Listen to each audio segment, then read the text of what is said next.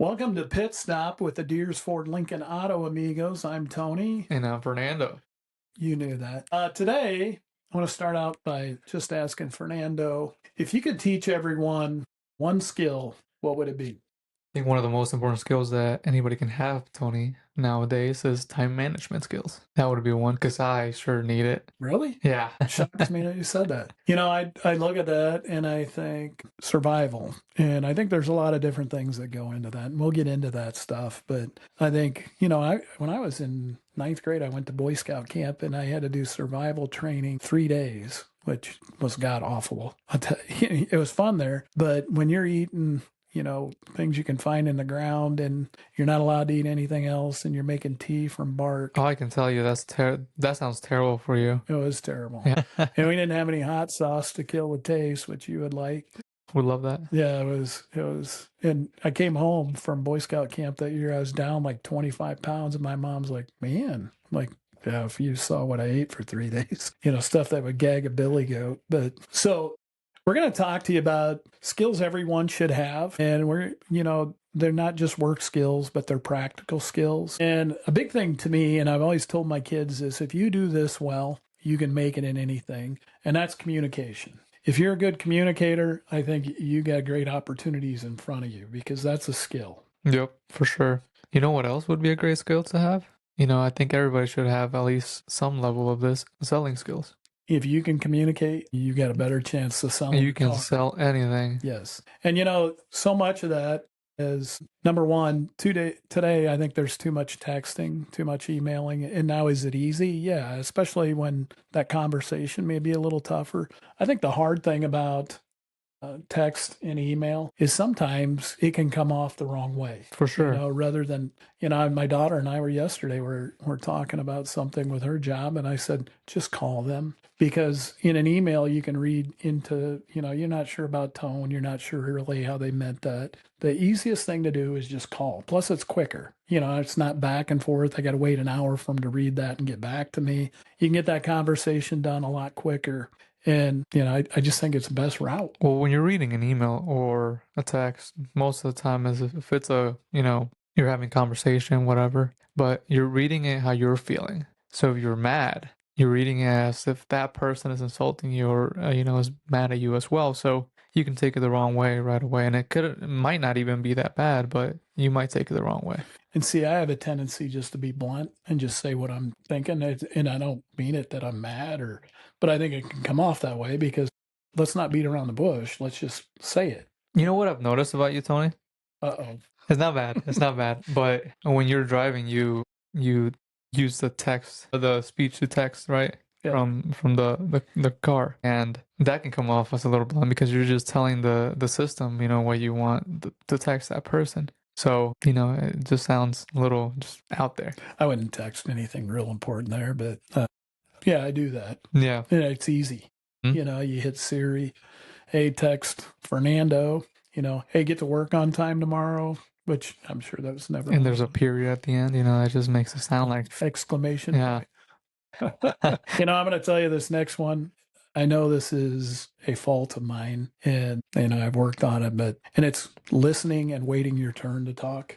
I've been in conversations, and I said this to Nick and Fernando one day in our Amigos on the Go. I said, do you ever leave somewhere and you're wondering, did I talk too much? And they both go, no. And I go, yeah, me neither. But yeah, I do have that.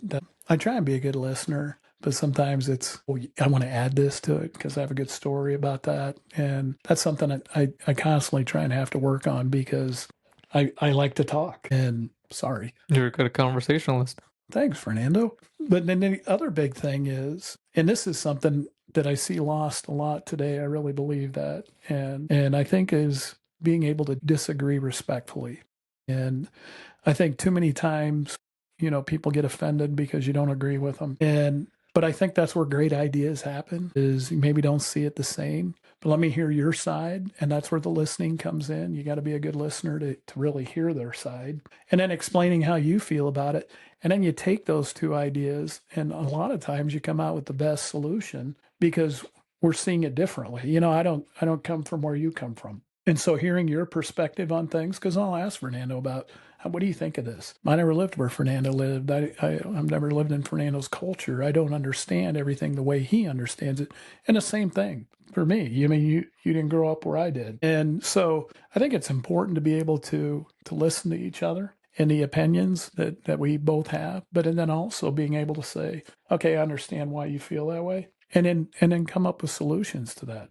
You know, I read this book. It's about Abraham Lincoln on leadership, on his leadership skills, and you know how he handled situations. And it was a great book because it shows you how, you know, one of the most renowned presidents of the United States, how he led the country, and about how he chose his political opponents as advisors because they saw a different side to the story. They weren't just agreeing with him; they were, you know, choosing to help him make the country a better place. So he chose political opponents for that same reason, because they weren't yes men, you know? They were teaching him other stuff. Maybe step out of your box. Exactly. Yeah, and see it the way that we're seeing it, but doesn't mean you have to completely agree. Nope, just conversations. And I think that's smart. You know, the one thing about communication is it can affect your friendships. It can affect your relationships with people at work. And you know, the one thing that I always try and do, and I talk to other people about this because I think it's important, is being respectful to my coworkers, to people who do different things that some people may not see as valuable as what they do. But I think everybody wants to be treated with respect. And if you make them feel like that, hey, they respect what I do, they respect me, then I think it builds a better relationship. It makes work better. It makes it more fun. And also you like to try and have fun with everybody. So every now and then you throw them a zinger too. But I never do that to Fernando, but little Lugnut gets some of that. So some other skills that I think everyone should have, basic skills that you need to have. And, you know, it's easy to say now because I'm older and I've been through life more than like you. But it's financial basics and how do you survive in a daily household, daily bills. And I think a big thing that everybody should do, and my wife is great at this. I was not when we got married. I was the guy when I wrote a check, and back before the debit cards and the cards and you wrote a check, I just rounded it up to the next dollar amount. And so when we got married, she was trying to balance my checking account to see how much was really in there. And at some point she says, do you know how much money you have in your account? And I go, no, not really. I just always rounded it up to the next dollar. She says, you have like $3,700 in your bank account. And I go, good news. So it's like a savings plan, but not really. I just did it because it was easier. But the thing my wife's really good at is budgeting. You know, and each month, you know, you have your car registration every year, that your tax and registration. She deducts for that every month. So that when we get to that That's month, smart. Yeah, I would never have thought of that.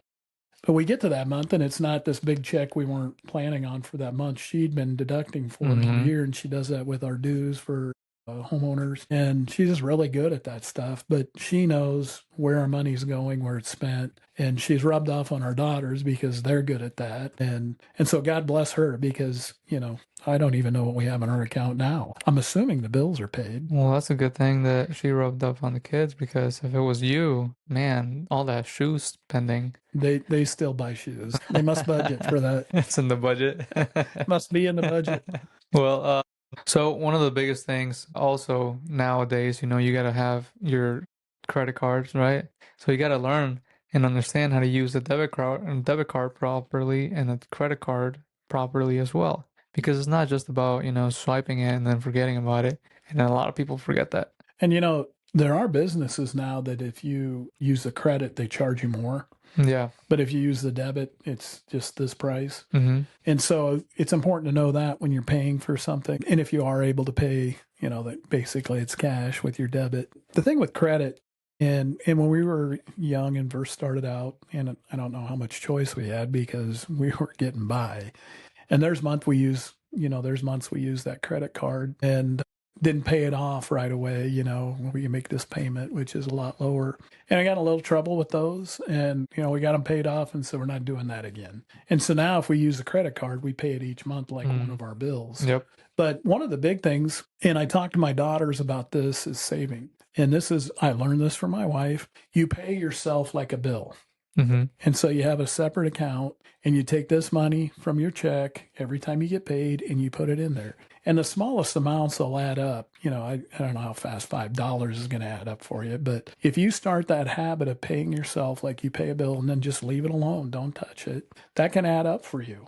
For sure. And it's an easy way to do it, because if I look at it like a bill, this Tony bill is $100 a month. If you do that over a course of 10 years, you get, 13 or $11,000 in your account. If the math's right there, it probably isn't, but great way to do that. Great way to save money. And there's also many different accounts that you can use. There's high yield savings accounts. There are accounts specifically used for saving for emergency situations, like a medical situation, right? But yeah, credit cards and debit cards are a hard thing. Debit cards is easy, but credit cards, people kind of fail to understand the purpose of it, and sometimes on a hard situation, people use them. And you can get in trouble with those. Oh, for sure. So have you ever made an expensive mistake? Yes. What you want to tell us about? Yeah. So, well, it wasn't that expensive, but it was expensive. I mean, for the fun of it, I bought a motorcycle one time, and it wasn't a huge expense, but I mean, I only used it for like a week, and then I got rid of it. I lost quite a bit of money. Yeah. I was thinking about that, and the only thing I could think of was the credit cards when we first got married.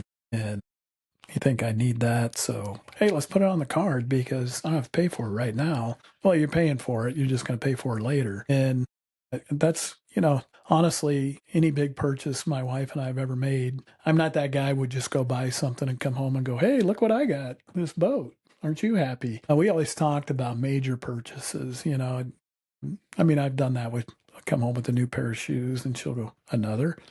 And that's not a big deal, but we've never made major purchases without talking about it and knowing if, hey, we're going to buy this camper, can we afford it? And so things like that, I think that's good to have that discussion. So another skill that I think is important to have in your life is critical thinking. And having been an art teacher and a teacher, that's one big thing you try and get your students to do is, what do you think? There's no answer to this. Come up with your thoughts and what you think. And I think especially when you go into your career, there's situations where we get it all the time. Hey, I want to do this. I have an idea for this. Come see what you can come up with. You got to be able to do that. Yeah, especially when they just say, here's what we think, go do it. It happens quite a bit. Yeah, I think critical thinking skills you can teach, especially, when you have kids and they're growing up, just gotta let them decide.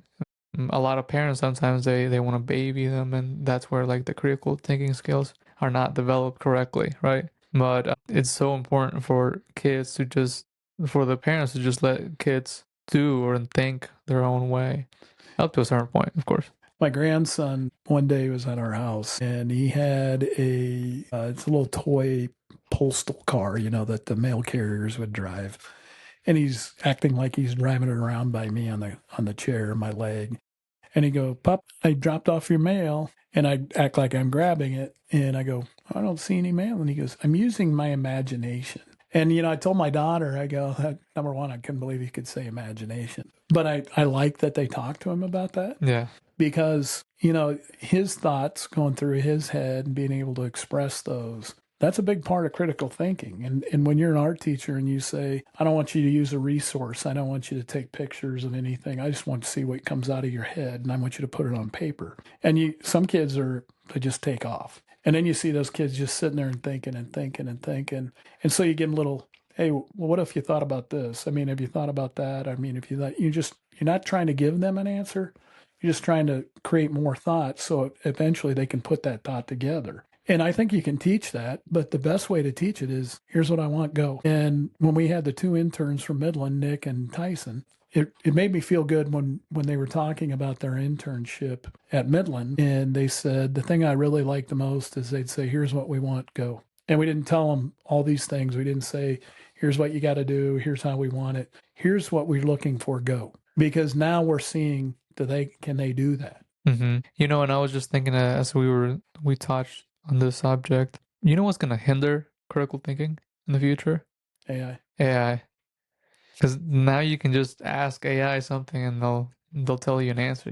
It's not where you have to like think about it and look for solutions and search different books and stuff. You can just ask them and boom, answer. And sometimes people don't even check sources. They just put it in AI and then boom, answer, and then just go with it. We did a post this week for Troy. How could we make Troy look less grumpy? Yeah. And it's not that Troy is just a grumpy guy. He just looks like he's always focused, Yeah. So he has that focused face. Yeah. And some of the things that Chat GPT spit out for people was really funny. Oh yeah. But the things I really enjoyed were things I knew they came up with on their own. Mm-hmm.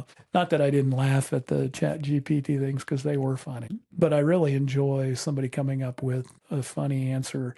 And you can really see some people have that gift Mm-hmm. of a quick response. Yep.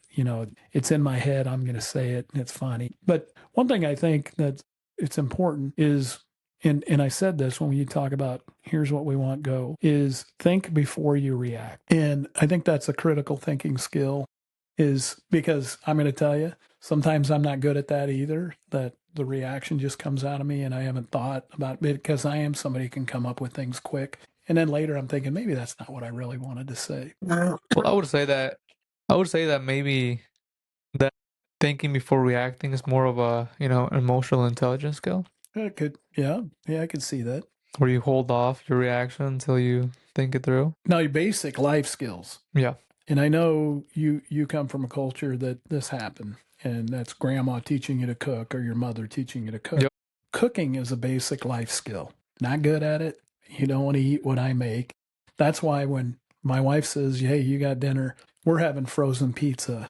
And that's, yeah. I mean, I can grill, and I'm on the 2 Coca-Cola system. You drink 2 Coca-Colas, you turn it over. It's a lot of sugar. Oh, yeah. Another Coca-Cola, another Coca-Cola. Hey, it's done. And then another one that I'm not good at, basic home maintenance. Now, I can paint, and I was an art teacher. You can really mow a yard, Tony. I have good outdoor skills, too. But if there's something in the house that needs fixed, my wife would always call her dad. I'm like, some of these things I could have did, and you make me look stupid because your dad's thinking, I can't believe I said that he could marry you.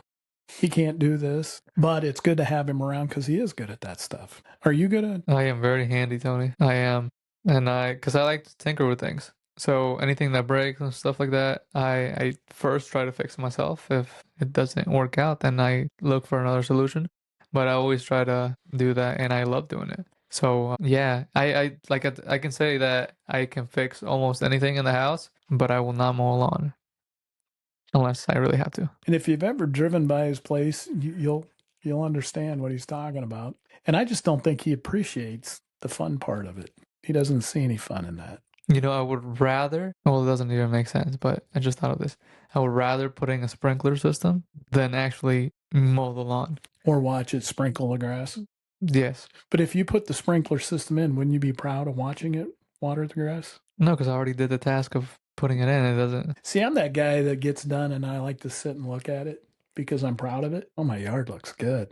It's not long before Better Homes and Gardens will be out here taking pictures. But, I mowed the other night across the road, and I do that just to help the lake so that I don't get paid for it. I just like it to look nice. And number one, it's across from my house. Number two, less coyotes over there. And when we had a little dog, that kind of scares you.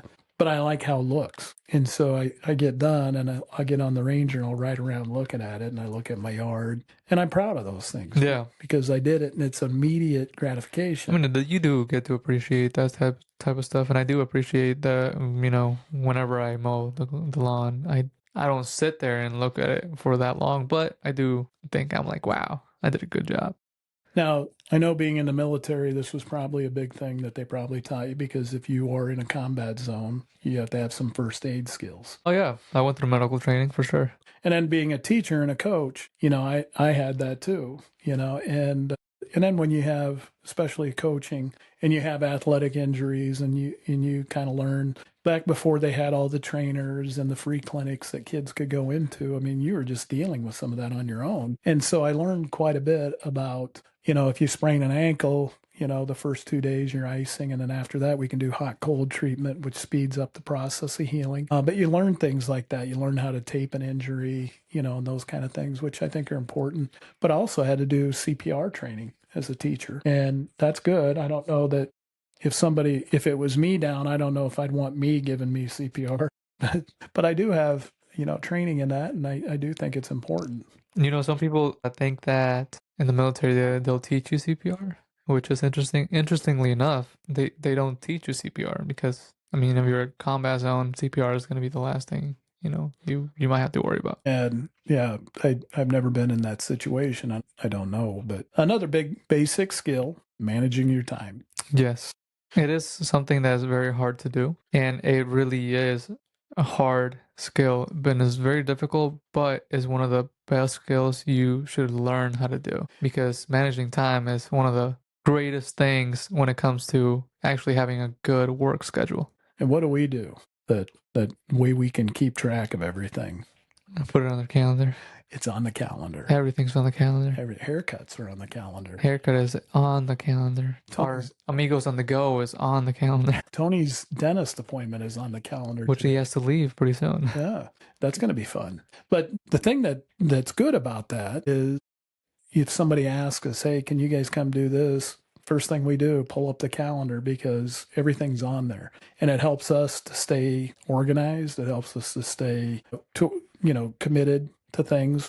Hey, we can't do that because we got to be here. And so we don't overschedule. And then there's days we don't have things on the calendar and you think, oh, we got more time, and it just fills in as the day goes on. You'd be surprised how fast things get packed into the calendar on a daily basis. And for us, most of the time, we know that our mornings are kind of busy, so we always have to look in the calendar to see if we have time to do something in the morning. But otherwise, we know that mornings are busy, but throughout the day, we just think, today's going to be an easy day. We don't have a lot on the plate. And then for some reason, boom, it's just packed. Meetings tend to pop up. Yep. Those because we have some time. Hey, can you guys meet today? Yeah, we got this afternoon.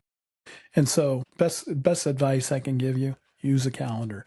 And if you got, everybody's got a phone now, guess what? It's got a calendar on there. You can go on and schedule things, and it's real easy. Then it helps you keep things organized. Plus, it gives you the reminders. Yes. And those are so appreciated. Yes. So another thing I think is a basic skill, emotional intelligence. Yes. Again, probably one of my weaknesses. I think I am good at reading people emotionally. I can tell by their body expressions and how they're saying things, kind of what kind of mood they're in. And I'm sure they can get the same thing for me. I have a tendency, my daughters tell me I make a lot of facial expressions. And sometimes I don't even know I'm doing it. Tony's very good at expressing with his face, for sure. And his words. For sure. Emotional intelligence is something that it doesn't come naturally. I think most people have to work on that, and I've worked on it quite a bit. And I'm not very bothered by a lot of things. So I think I've made pretty good pace with my emotional intelligence. But most people really need to work on that. I think it's something that's important, so you don't just, risk relationships, you blow up on people, and it's kind of hard. It is kind of hard. It takes a lot of patience to deal with it, but emotional intelligence is a great skill. One thing I've noticed, and having worked in a school and an athletic director and now in community relations, and one thing that I've noticed in a job especially is the ability to take responsibility for mistakes. And the worst thing in the world that you can do is, oh, this was this guy's fault, or I didn't do that. That couldn't have been me. Sometimes the best thing you can do is just own it. You just say, yeah, I did that, and obviously I didn't do it right, and so I'll get better. I'll fix it. And the ability to say that, a lot of times, number one, when you're getting chewed on for that, if you just say, it's my fault, I'll fix it, I'll be better, that's done. And the more you deny or make excuses, the longer that goes. And it tends to make them even angrier. Oh, yeah. So not that, you make any mistakes, but I don't make mistakes, Tony. But, one of the things that I was thinking of is that the one time, or the only moment that I know my emotional intelligence fails me is when I'm hungry. When I'm hungry, my emotional intelligence just goes down the drain, and I get a little angry. And that's not really just emotional, that's body chemistry too. Yeah. When your body's hungry and you, what do they call that, hangry? Yeah. Yeah. And being a diabetic, that affects me. If I don't eat and I'm normally used to eating at this time, I start to get like that. And it's my body that's, Telling you to eat. yeah, I need something. Yeah. And yeah, so sometimes that's, it's not just being able to control that, it's the chemistry in your body. I think a good skill to have is being able to show empathy. Oh yes, I think the world nowadays needs to be able to show a little more empathy.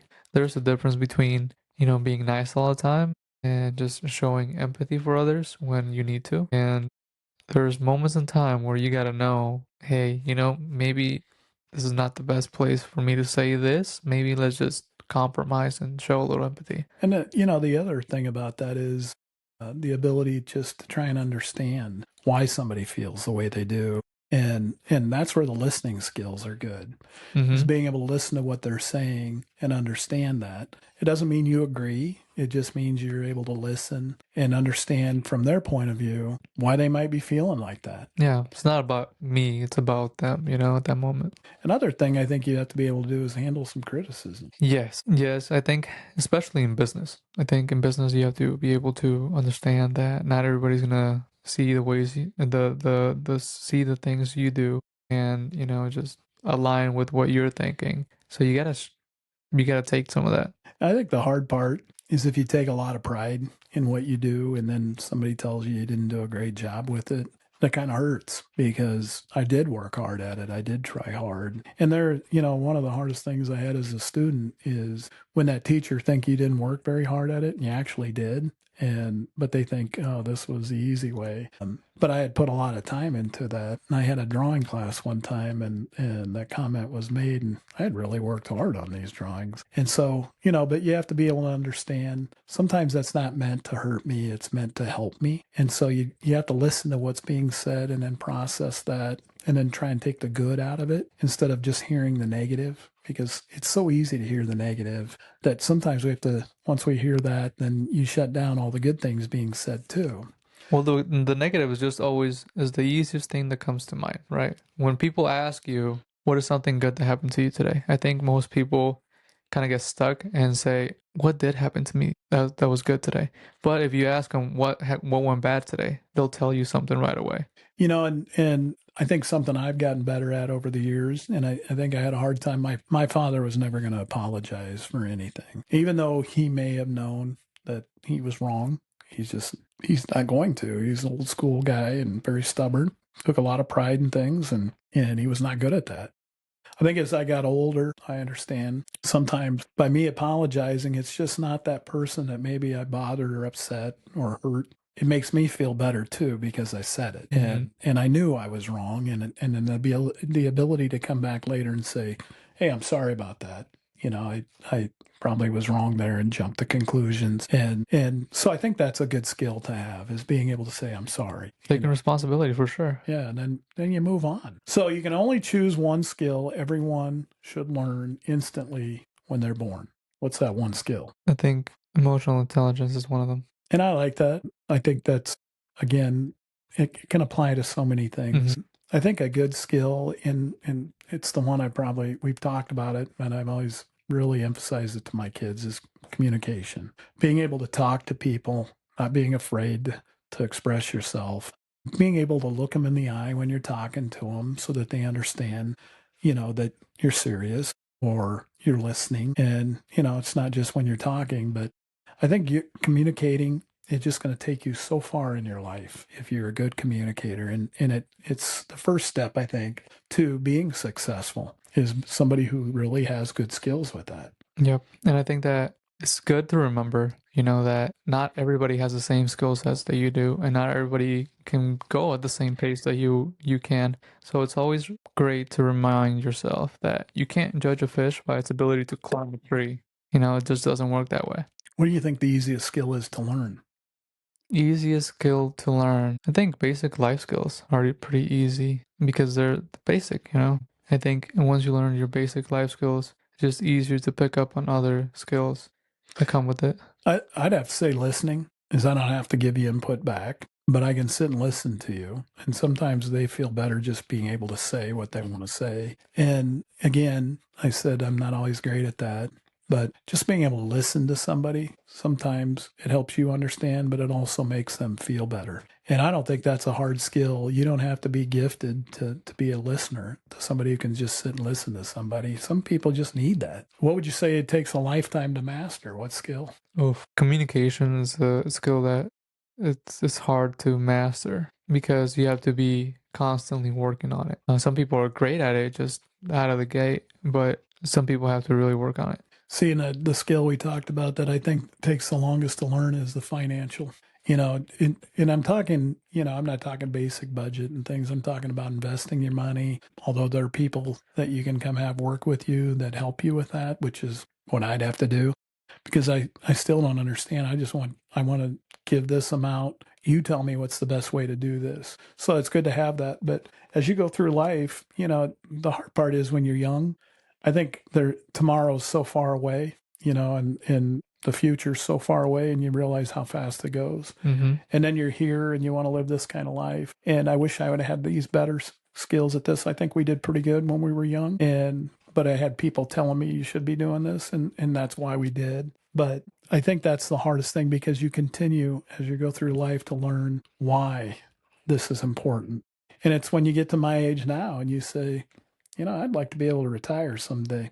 But that I think that takes a long time to figure out all those things. So there's many things, as we go through life, the skills that you have to get through to today, and then you look towards tomorrow. There's so many things we can learn. And the biggest thing is always continuing to learn. And it's never too late to try and do something. It's never too late to learn how to be a better communicator, how to learn basic skills. Like I could probably learn cooking, but I probably could. And so I think just every day try and be a better person, try and learn something, and then always be open to suggestions that, hey, sometimes people are just trying to help, and sometimes you don't want to hear that, but having somebody who has experience and knowledge of those things can really help you grow as a person. And I think it's important to know that you should not take everything head on. And if you want to learn skills, that's great, but don't try to learn everything at once. Just take little steps. That will pile up and it'll be great for you. And then always remember this. I'm going to leave you with this. Don't believe everything you read on the internet or every piece of information that you get there. And I think that's a problem today, that everybody thinks all that's true. Sometimes it's not. So look into it a little more. But it's been great being with you today on the Pit Stop with the Deersford Lincoln Auto Amigos. I hope you learn some skill sets and maybe try to focus on some of them. Always fun to listen to Fernando give his perspective most of the time. We'll see you next time. All right, take care.